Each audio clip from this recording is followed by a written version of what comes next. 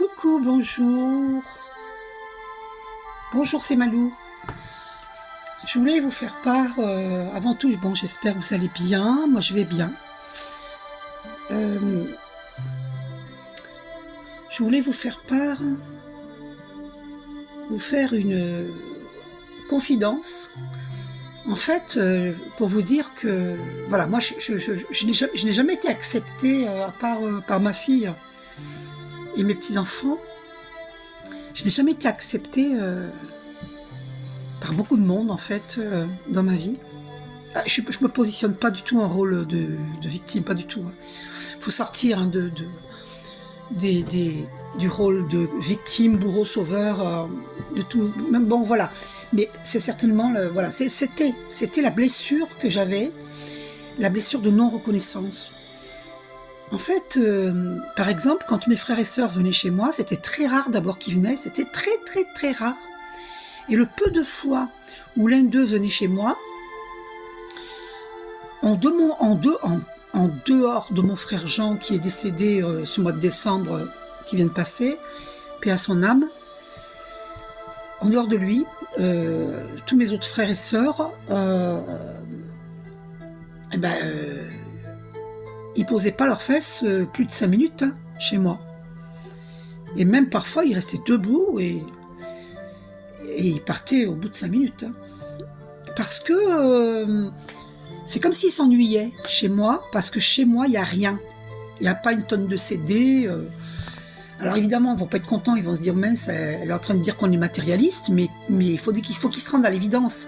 C'est que s'ils ne restent pas longtemps chez moi, c'est parce qu'ils sont mis à nu avec moi. Il n'y a pas que eux, je veux dire, j'ai jamais été acceptée parce que, voilà, chez moi on s'ennuie. La plupart des gens s'ennuient chez moi parce que, enfin ça c'était avant, hein. Je sais que les choses changent maintenant.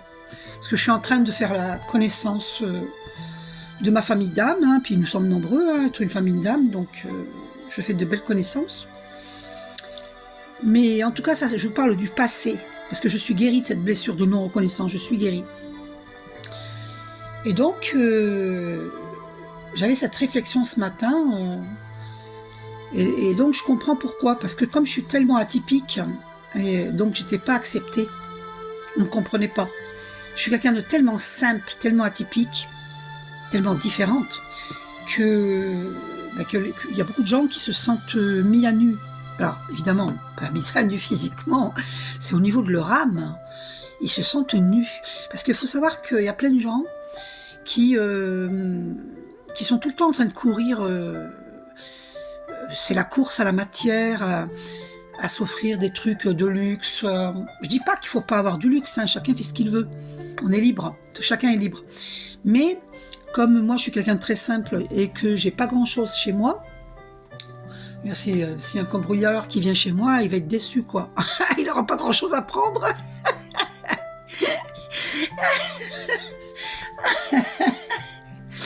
Vous voyez ce que je veux dire? Même si je fais de la dorure à l'orphin, j'ai rien en dorure à l'orphin chez moi. Parce qu'à chaque fois que je dors quelque chose à l'orphin, je l'offre. Je l'offre à quelqu'un. Je suis quelqu'un qui donne beaucoup. Donc, j'arrive pas à garder les choses. Donc, je donne. Ce qui fait que moi, j'ai absolument rien chez moi. Je dis, j'ai rien de valeur. C'est ça que je veux dire. J'ai rien de valeur chez moi. Et ça veut pas dire que j'en rêve pas comme tout le monde. Hein, mais c'est pas... J'ai pas couru après ça. Et je ne courrai jamais après le luxe. Voilà. Mon rêve, c'est d'avoir une maison bien à moi, bon, comme tout le monde, mais j'ai jamais fait tout le nécessaire pour avoir cette maison. Je veux dire, je suis tellement atypique. Moi, je fais mes courses avec le bon Dieu. Hein. Donc, j'ai confiance en Dieu. Je sais que cette maison, je vais l'avoir, vous voyez. Je sais pas, moi, en gagnant au loto ou... Ben oui, j'y crois, moi, de gagner au loto, j'y crois. Il y en a qui deviennent millionnaires avec le loto. Hein. Ou je ne sais pas, je sais que Dieu est omnipotent et par exemple, je sais pas, quelqu'un de généreux peut me mettre une belle somme d'argent un jour sur mon compte PayPal, par exemple. Et attention, je suis pas dans l'attente de ça, pas du tout. Hein. C'est-à-dire que moi, j'ai confiance en Dieu. Et je sais que Dieu est omnipotent. Et donc, je m'inquiète pas du lendemain. Vous voyez ? Et donc les gens quand ils viennent chez moi, ils Ils sont mis à nu. En fait, au niveau de leur âme, ils se sentent nus. Parce que les gens ne sont pas à l'aise avec la solitude. Alors que moi, je suis une grande solitaire.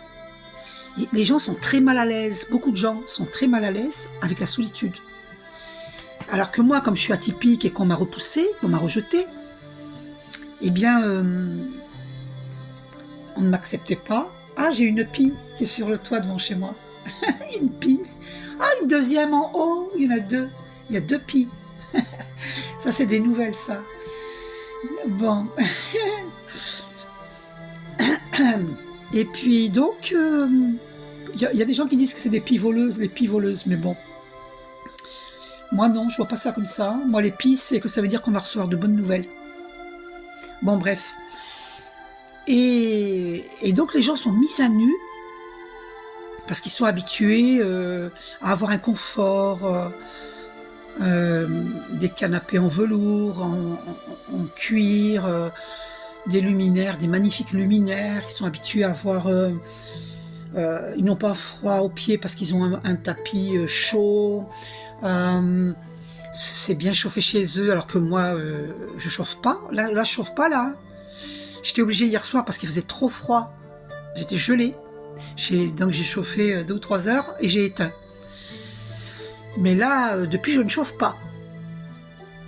Parce que voilà, c'est trop cher. EDF, c'est trop cher. Et donc, ouais, les gens sont mis à nu. Ils n'ont pas l'habitude de se retrouver dans un lieu où il n'y a rien. Donc, quand vous êtes devant moi, vous venez chez moi, vous êtes devant moi, eh bien, c'est votre âme et la mienne. C'est votre âme et la mienne. Vous ne pouvez pas tricher. Vous ne pouvez pas partir dans oh, on va écouter telle ou telle musique ou non. Voilà, parce que moi je suis une guérisseuse de l'âme. Je suis très spéciale, très atypique et j'ai des dons naturels hein, qui sont en tous et en chacun. Hein. Seulement moi je les ai développés. Et donc et moi je ne m'ennuie pas. Et beaucoup de gens s'ennuient. Ils s'ennuient à rien faire. Alors que moi je m'ennuie jamais. Même si je fais rien, je ne m'ennuie pas. Parce que je suis consciente du divin qui m'entoure. Je suis consciente de la présence de mon chat, de la présence du divin. Et donc, du coup, je ne m'ennuie jamais, jamais, jamais. Voilà, je suis en étroite collaboration avec le divin. Ah, c'est marrant qu'on tombe sur cette image. Et là, moi, je vois mon masculin divin qui s'agenouille comme ça, tout nu. Il reçoit la lumière dorée, la lumière du Christ. Hein. Et il écarte ses bras et le visage en arrière et il dit « Jésus, Jésus, aide-moi, s'il te plaît. Aide-moi. » Je ne sais pas pourquoi. Chaque fois que je suis sur cette image-là, c'est la musique de Archange Raphaël pour la guérison. Eh bien, cette image me fait penser à mon masculin divin. Qu'il s'agenouille devant Jésus, tout nu. Voilà. Après, c'est symbolique quand on dit tout nu. Même si là, il est nu, le gars, ça ne veut pas dire, pour moi, tout nu devant Dieu, quoi. C'est-à-dire, je me confie à toi, Seigneur, source divine, je me confie à toi. Voilà, c'est l'archange Michael. Je me confie à toi. Je me mets à nu devant toi. Je te confie mes soucis. Je te remets tous mes soucis. Et je te prie de m'aider pour les résoudre à ma place. Et je lâche prise. Voilà, comme Jésus l'a dit, venez à moi, vous tous qui êtes fatigués, je vous donnerai du repos. Et je ne sais pas pourquoi, mais je vois les masculins divins comme ça, s'agenouiller devant Dieu, devant Jésus, devant Dieu. Parce que il y a une souffrance qui est telle que il y a un moment donné dans la vie, on ne peut que s'agenouiller devant Dieu et lui demander de l'aide. Parce que les problèmes dans les relations humaines sont tellement inextricables, sont tellement compliqués qu'on est obligé de s'en remettre au divin. Voilà. Donc voilà, je voulais vous faire cette confidence. Et là, je ressens que maintenant que je me suis guérie, j'ai constaté que maintenant que je me suis guérie de cette blessure existentielle de non-reconnaissance, et bien maintenant, il y a les gens qui commencent à venir vers moi. C'est drôle, hein? Et du coup, j'y vais tout doucement quand même, parce que je suis pas habituée à avoir du monde. 10 minutes 11, le 111. Là, j'ai 33 devant chez moi. Le 33, c'est un chiffre très christique. Donc voilà, je suis habituée à ne pas avoir du monde et du coup, j'y vais doucement, hein, parce qu'on vient vers moi maintenant. Voilà, donc je sais que ma vie va changer, que je rencontre ma famille d'âme. Voilà, c'est incroyable ce que je vis. Ouais, donc le passé, c'est fini. Il faut aller de l'avant. Voilà, donc il faut guérir ces blessures, les blessures de l'âme, blessures de trahison, blessures d'humiliation, blessures de rejet, blessures d'abandon. Moi, j'ai eu toutes les blessures, toutes. De toute façon, les flammes jumelles ont eu toutes les blessures. Hein. Voilà, pourquoi ? Parce qu'on est des guérisseurs, des guérisseuses, et on est amené à aider des gens qui vont... on m'a fait poser les yeux sur 11 minutes 11, c'est confirmé. On va aider des gens, des enfants, des gens, des adultes, tout âge, on va les aider à leur guérison émotionnelle, guérison de l'âme. Pourquoi ? Parce que guérison, voilà, générale. Pourquoi ? Parce que il y a tellement de gens qui ont souffert sur Terre et ça continue et donc ils ont besoin d'aide. Et nous devons être prêts pour aider. C'est pour ça que moi je suis atypique, je suis pas comme tout le monde, j'ai toujours été seule. Et ça me fait pas peur d'être seule, je me sens bien dans ma solitude, parce que c'est là où je me construis. Parce que je suis avec moi-même et j'ai confiance en moi-même. Alors qu'autrui, on m'a trahi, on m'a déçu et j'ai du mal à faire confiance. Et je m'ouvre maintenant. Voilà, je commence à m'ouvrir, à me réouvrir, parce que quand j'étais très jeune, j'étais naïve, j'étais extrêmement naïve et on m'a trahi. Hein. Ah ouais, on m'a trahi et j'ai vécu des choses horribles. Hein. Et donc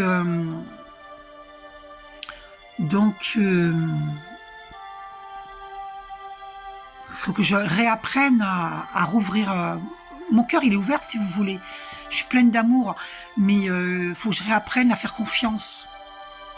Et je peux pas faire confiance à n'importe qui, parce que je suis bien consciente qu'il y a des gens méchants sur Terre. Hein. Alors c'est pas un jugement du tout, hein, mais c'est un constat, c'est une réalité. Hein. Et les gens méchants peuvent devenir gentils, hein. Il n'y a pas de souci, hein.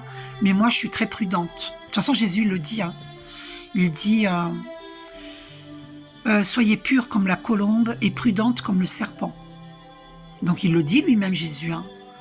On sait très bien que oui, il dit aussi aimez-vous les uns les autres. Mais aimez-vous les uns les autres, ça ne veut pas dire d'aller se jeter dans la gueule du loup. Hein. Vous aimez et aimez autrui, aimez le monde. Mais ça ne veut pas dire d'aller chez n'importe qui ou de faire entrer le loup dans votre bergerie. Hein. Ou d'ouvrir votre cœur à n'importe qui. Hein. Eh oui, attention, hein, il faut faire le discernement. Hein. Voilà. Il faut développer ses dons naturels, hein, la clairvoyance, hein, pour savoir à qui on a affaire. Hein. Il y a des gens qui sont mal intentionnés. Il y a des gens qui fonctionnent par intérêt. Et ça, moi, tout ça, j'en veux pas. Hein. Ça, c'est hors de question. Qu'on me fréquente par intérêt, c'est hors de question. Ça, moi, je le vois, de toute façon. Hein. Je le vois. On peut pas me la faire à l'envers. Hein. Je le vois. Donc, voilà. Je vais vous montrer un texte de Ghislaine Lanctot. Alors, attendez.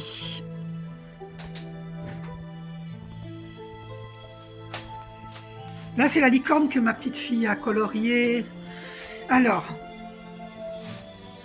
la jolie Sainte Marie, avec deux beaux signes à côté d'elle, des signes, petit ange. Alors, la maladie du bonheur.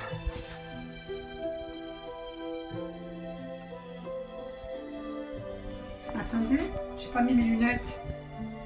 Je vais mettre mes lunettes. Allez, je vous lis le texte de Ghislaine Lanctot. Ghislaine Lanctot est une femme médecin qui a démissionné de l'ordre des médecins. Vous pouvez aller la trouver sur YouTube. D'accord ? C'est une grande âme.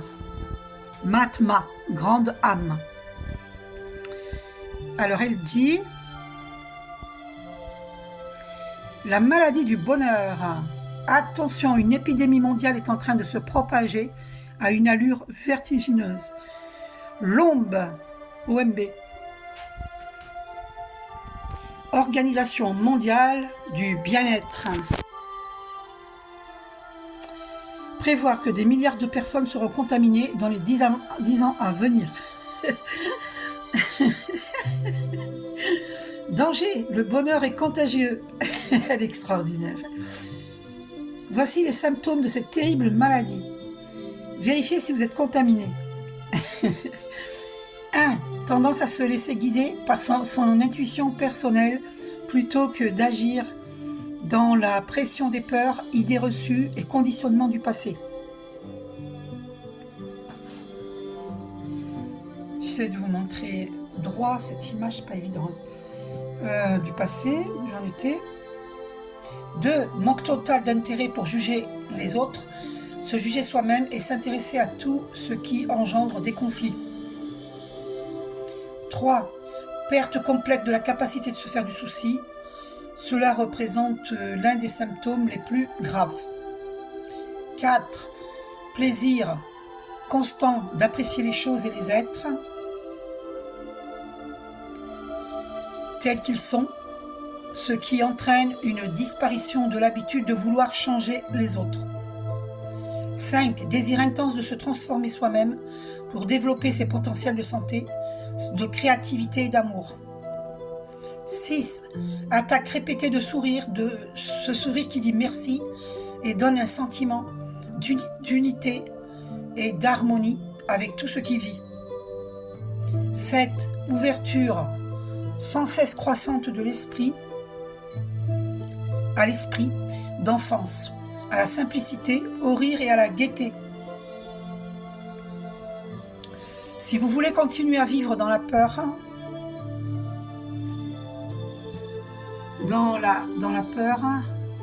les conflits, les maladies, le conformisme, évitez tout contact avec des personnes présentant ces symptômes. Cette maladie est extrêmement contagieuse. Si vous présentez déjà des symptômes, sachez que votre état est probablement irréversible.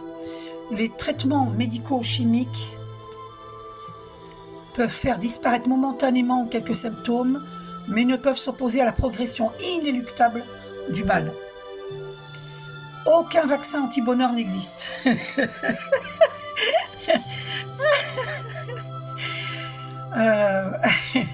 Comme cette maladie du bonheur provoque une perte totale de la peur de mourir, qui est le pilier central des croyances de la société matérialiste moderne, des troubles sociaux graves risquent de se produire tels que grève de l'esprit belliqueux, rassemblement de gens heureux pour chanter et célébrer la vie, cercle de partage et de guérison, crise collective de fou rire. Plusieurs livres, cassettes et cours ayant été reconnus comme des agents de propagation de l'épidémie, évitez-les soigneusement si vous avez peur du bonheur. Guylaine, docteur Guylaine Lanctot, Québec. Ok. Allez la voir sur YouTube. Elle a fait beaucoup de vidéos, d'accord.